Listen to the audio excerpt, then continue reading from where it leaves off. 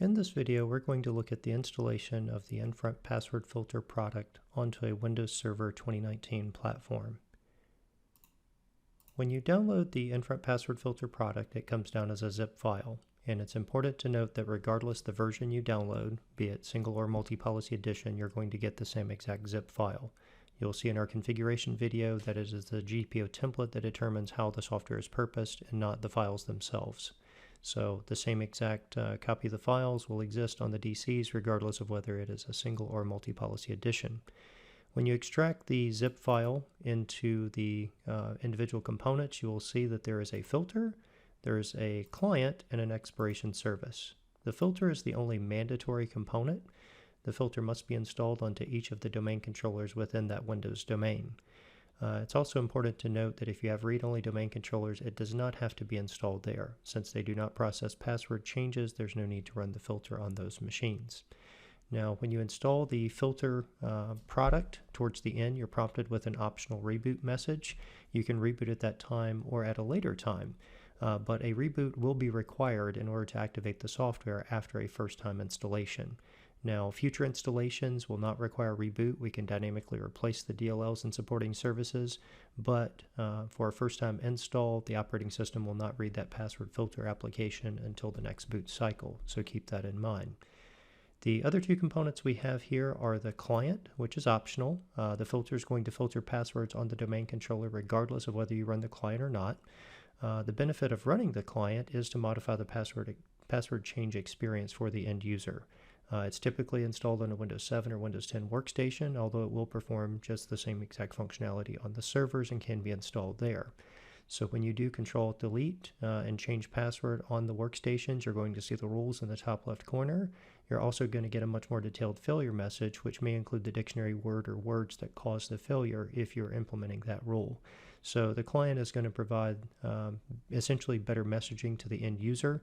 If you do not run the client, you'll get the typical Windows default failure message, so it's not nearly as informative, but the passwords will still be filtered. You can see that these packages are all very small. The filter itself is 1.2 megabytes, the client's a half a megabyte, and they lend themselves very easily to a mass deployment tool. You could use a software installation GPO to deploy these out, or you could use more advanced third-party tools. The expiration service is an optional component. It is designed to only work with the multi-policy version of the software.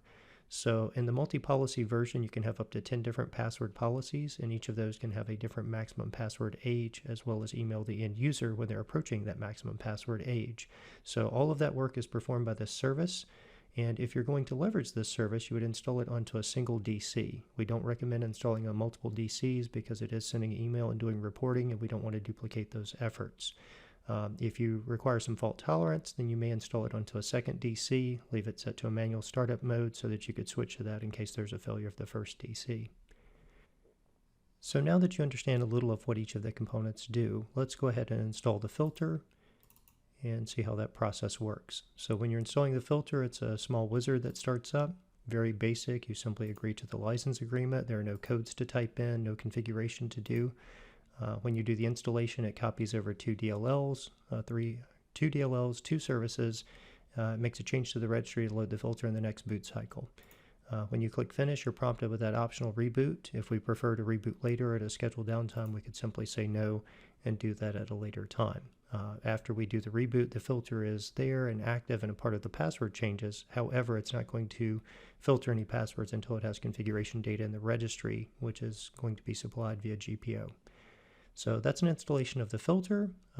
If we look at the client, we can go ahead and install the client here as well, and you'll see it's very much the same approach. We simply click Next, agree to the license agreement, do Next here, do the installation. It installs over 3 DLLs. The primary DLL is really a logon credential provider, and we click Finish here. The client does not require a reboot to activate. The expiration service, I'm not going to do that at the moment. That's covered in another video, but if we were to do that, you would see it's a very easy install. Similar to the others, there are no codes required. Simply agree to a license agreement, and that would install one single service. It would be in a manual startup mode.